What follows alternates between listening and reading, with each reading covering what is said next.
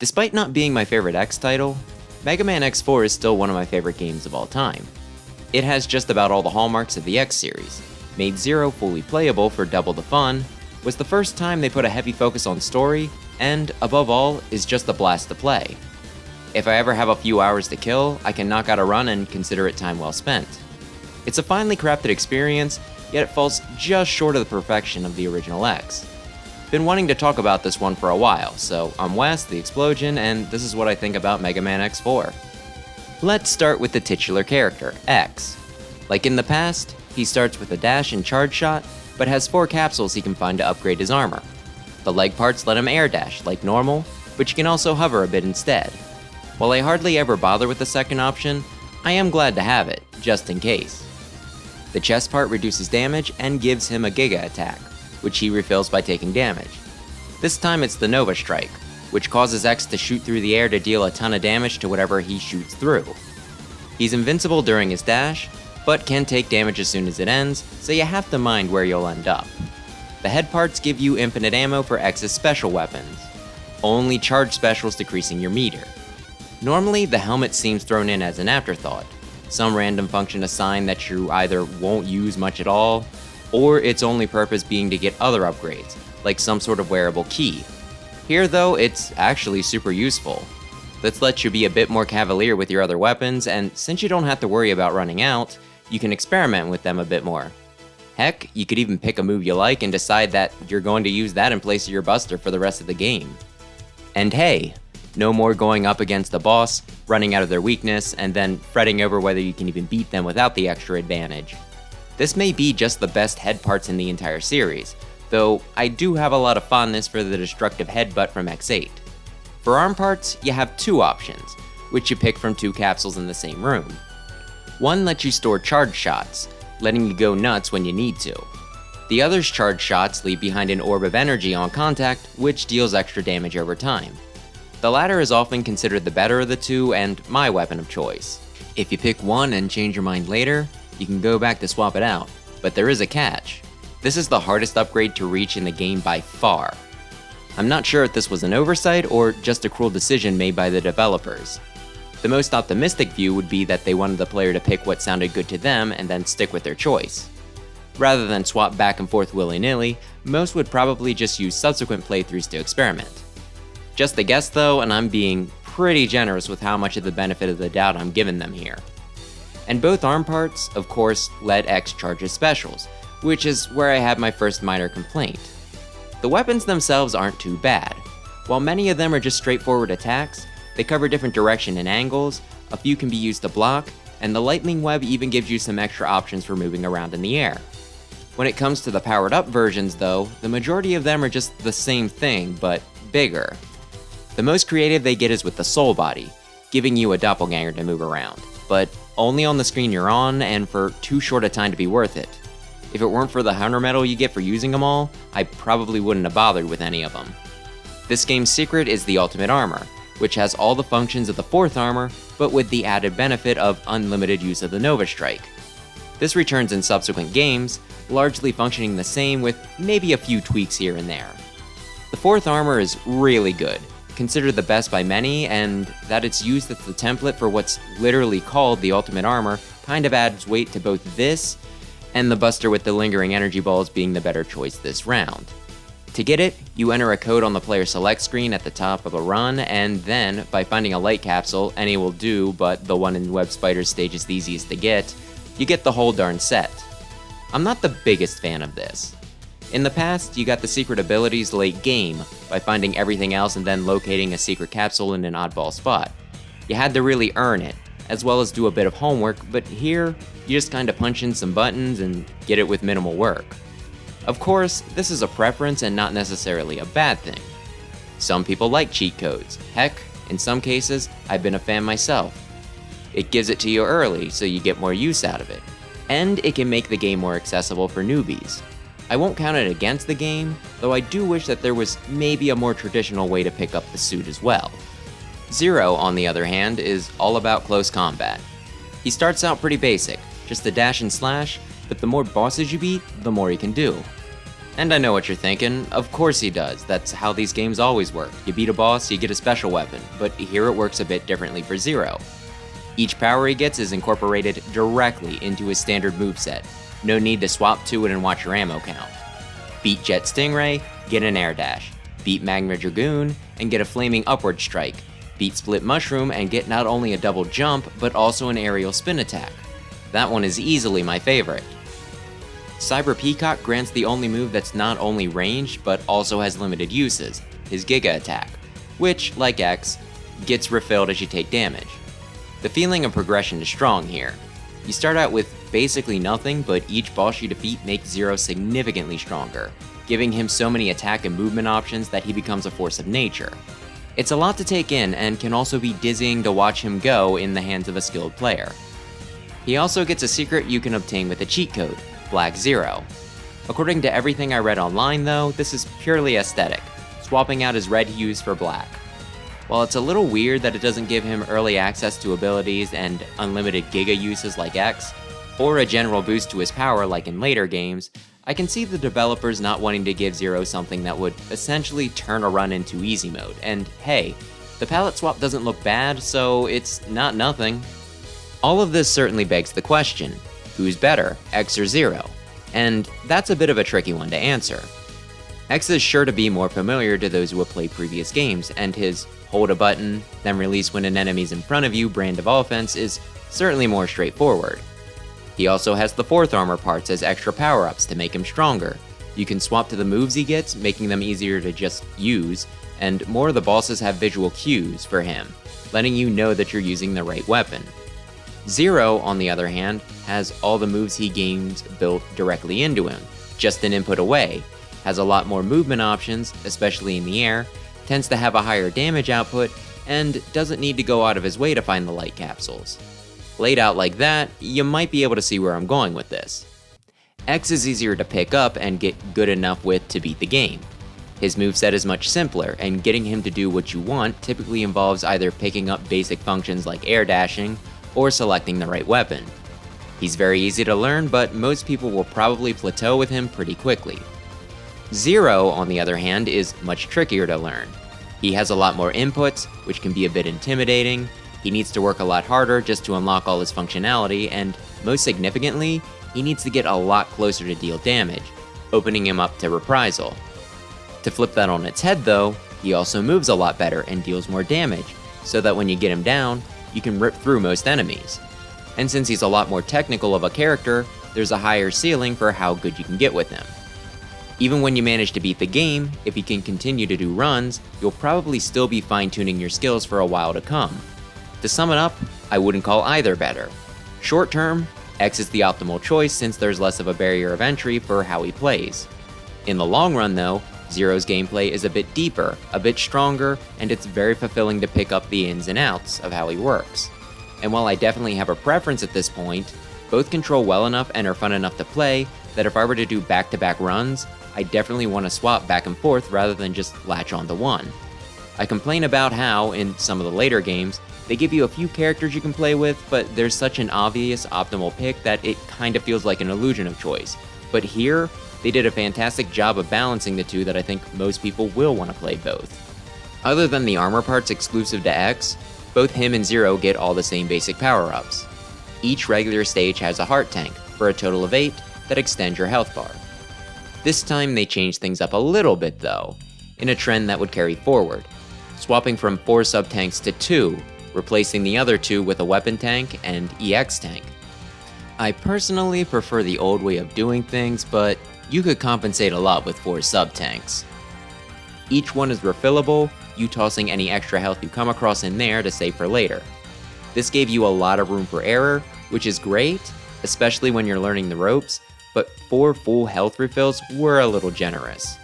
Of course, with the new format for X4, it wasn't all take.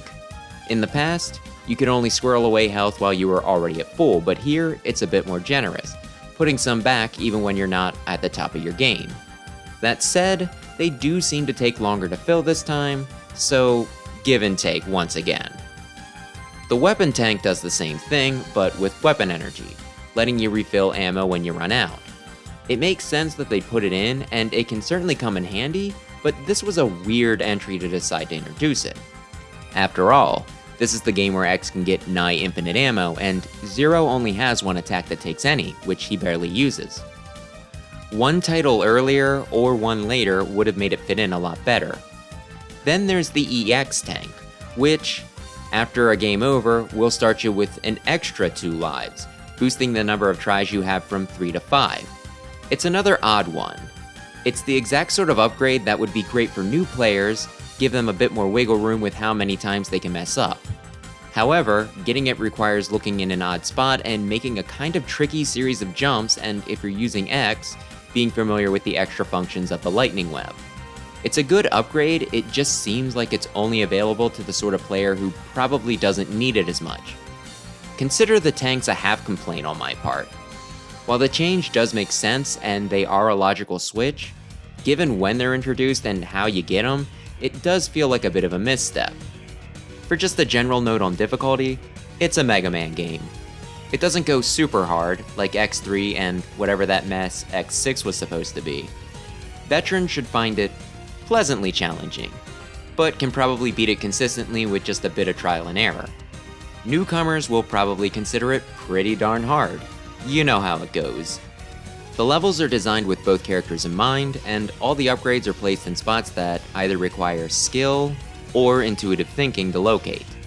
The only exceptions are some of the light capsules that only X can reach, which, given that they give nothing for Zero, makes sense. The only thing that takes a lot more skill than the rest to get is the aforementioned arm parts, which you only have to worry about half the time. And speaking of, while the difficulty curve is handled pretty well, there are a few shakeups now and again. Jet Stingray's level uses the Ride Chaser, which changes up the gameplay, making it much faster and can take a bit of adjustment. It also means you need to be really on point for power-ups, since the only way you can try for them again is to die and restart. The first half of Cyber Peacock stage is pretty easy to get through, but if you want the secret stuff, you need to employ some pretty fancy techniques that almost make it look like you're attempting to do a speedrun. Magma Dragoon follows more fighting game rules than a platformer boss, which can throw you for a loop. If you're sneaky though, you can bring a ride armor to the fight to wail on him, making him go from perhaps the hardest boss to the easiest. Though the same trick won't bail you out in the rematch.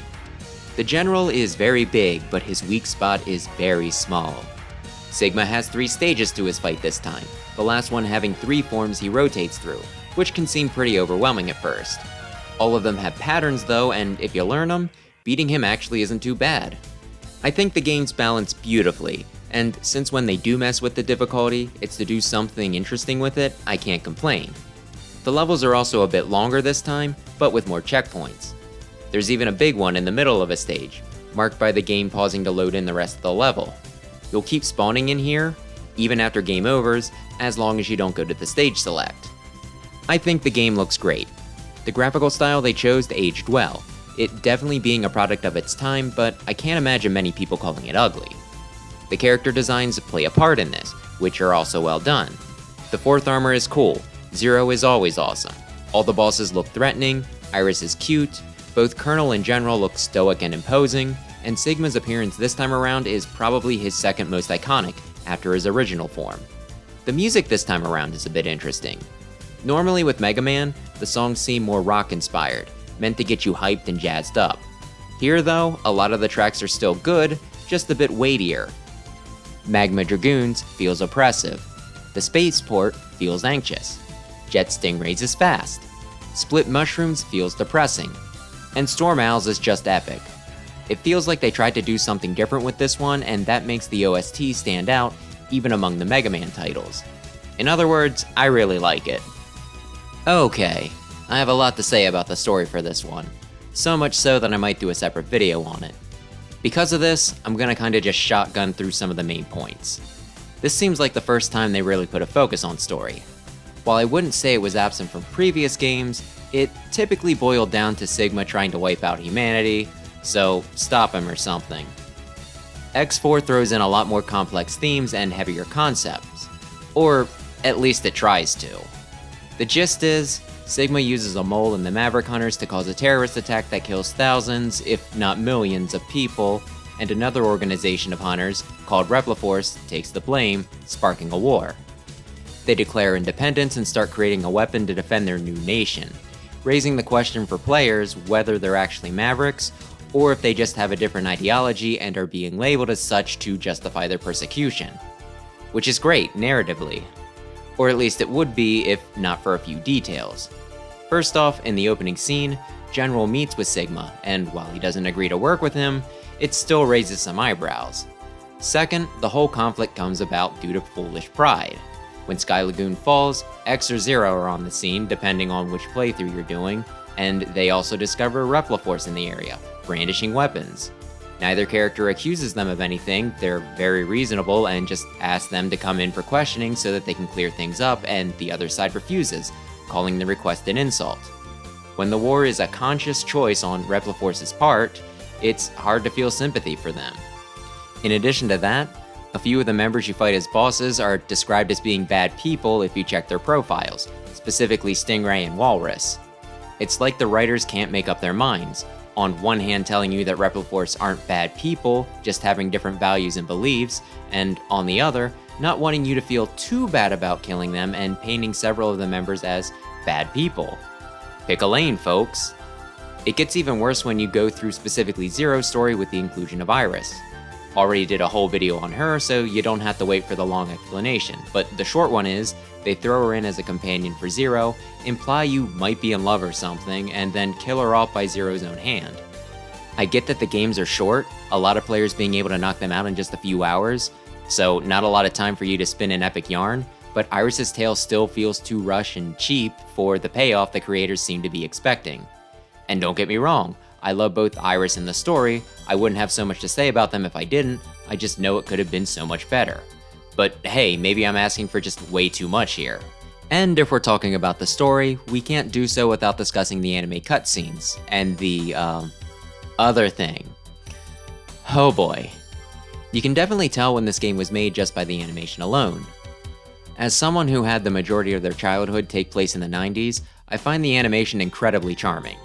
While it might not look as bright and sharp as what we get today, I can't help but look at the scenes here and feel a lot of warm nostalgia for them, and I will strike down anyone who tries to talk smack on them. When it comes to the voice acting though, that's where my opinion gets a little hazy. If you're here watching this video right now, I do not need to splice in a shot of what the voice acting sounds like, you already know. X sounds like a child, Zero sounds wishy-washy, Iris and Colonel have an Australian accent, but to me, it sounds like someone trying to do an accent without a clear idea of which one they want to go with. Sigma is awkward. General actually has some pretty funny lines, at least with the voice they gave him. And to a degree, this is actually in service of the game. The reason I don't need to show examples is because everybody already knows them. Anytime anyone does a video on bad voice acting, the Iris death scene inevitably gets brought up.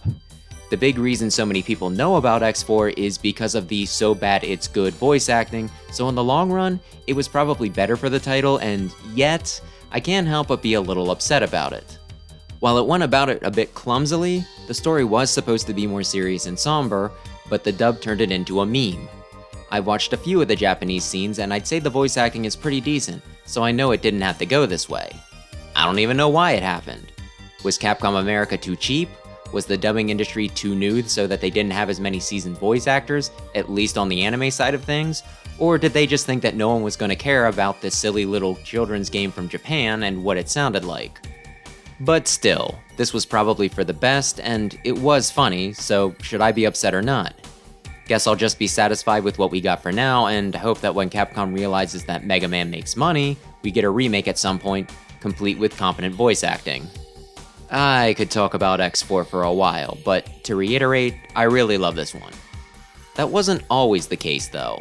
When I originally played this one on the GameCube collection, I was trash with Zero and couldn't beat his mode, making it feel like I was missing out on half the game. A friend of mine was able to pick up my slack though, so I was able to see everything, but I still had a bit of resentment. Between his need to get in close and that he needed to beat bosses first to get his abilities rather than just find some capsules, I actually considered him the game's hard mode, but you can see how I've come around on that. I think a lot of my changed views come from playing through the Zero and ZX titles again, really teaching me how to make the most out of my movements and swordplay. I'm super thankful for that, because X4 is a fantastic game, and it'd suck if a lack of skill on my part prevented me from enjoying it. But what about you? Are you a fan of this entry, or do you think I give it too much credit? Do you think I'm on point with all my small critiques? Do you prefer to use X or Zero? Do you think the story's deep or dumb, and do you love or hate the English dub? This is another one I'd really love to discuss, since, while it's a popular entry, I could see the reasons for why varying a lot from person to person. As always, thanks for watching, and maybe consider subscribing if you like this and enjoy Mega Man content in general.